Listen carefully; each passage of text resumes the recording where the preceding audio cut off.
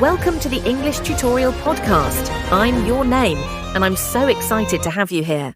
If you love learning but often find yourself forgetting things too quickly, this episode is for you. Have you ever spent hours studying for an exam only to forget everything within days? Or maybe you started learning a new language, but after a while, you struggle to recall even basic words. If so, you're not alone. Forgetting is a natural process, but the good news is that there are ways to improve your memory and retain information longer. In today's episode, we're diving deep into why we forget the things we learn. We'll explore the science of memory, the common reasons we forget, and, most importantly, effective techniques to help you remember things better. Whether you're a student, a professional, or just someone who loves learning, the strategies we discuss today will help you make the most of your learning experience. So, stick around until the end because you won't want to miss these powerful memory hacks. Understanding memory.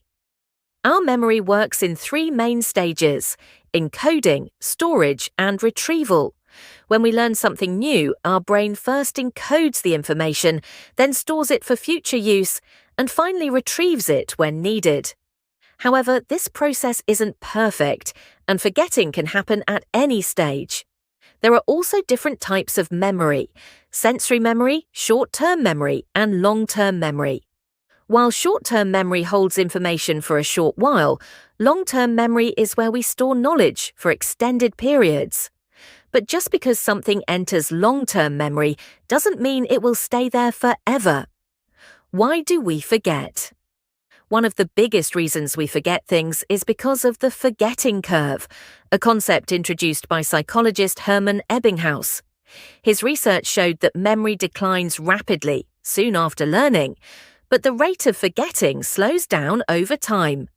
If we don't reinforce new information, we tend to lose most of it quickly. This explains why cramming for exams might help you remember things for a short period but doesn't lead to long-term retention. Another reason we forget is due to interference.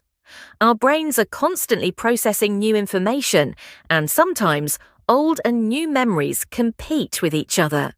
This can happen in two ways: proactive interference, where old knowledge blocks new learning, and retroactive interference, where new information replaces old memories. This is why, if you've ever learned two similar languages, you might mix up words or forget one over time. Common learning mistakes. Many people struggle with memory retention because they use ineffective learning strategies. One major mistake is passive learning, which includes simply rereading notes or highlighting text.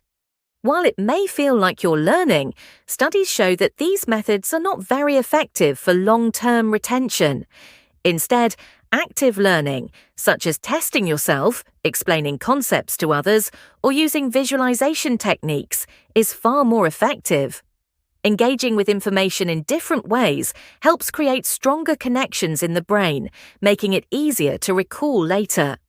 Another common mistake is information overload. Trying to absorb too much at once can overwhelm your brain, making it harder to retain information. Instead of cramming, it's better to space out your learning sessions. This technique, known as spaced repetition, allows your brain to reinforce and strengthen the information over time. Memory improvement strategies.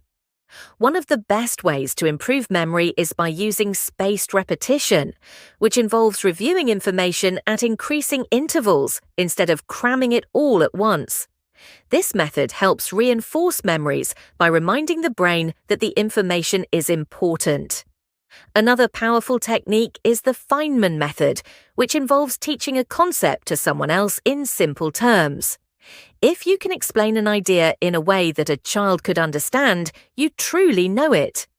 Another key factor in memory retention is sleep. When we sleep, our brain consolidates memories, strengthening the connections between neurons. Studies have shown that people who get enough sleep perform significantly better on memory tasks than those who don't. Exercise also plays a role in memory improvement, as physical activity increases blood flow to the brain and helps create new neural pathways.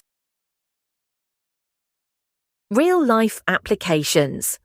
Memory techniques aren't just useful for students, they apply to all aspects of life. Professionals, such as doctors and engineers, use repetition and practice to retain complex information. Students who use active recall and spaced repetition tend to perform better on exams. Language learners benefit from immersion and using mnemonics to remember vocabulary. Even in daily life, remembering names, appointments, and important details becomes easier with the right techniques. The good news is that forgetting isn't something we have to accept. We can train our brains to remember better. By understanding why we forget and applying simple but powerful strategies, we can retain information longer and improve our learning abilities. Whether you're a student, a professional, or just someone who wants to sharpen your memory, these methods can make a huge difference. Conclusion. So, to sum up, forgetting is a natural process, but with the right techniques, we can improve our memory and retain what we learn for much longer.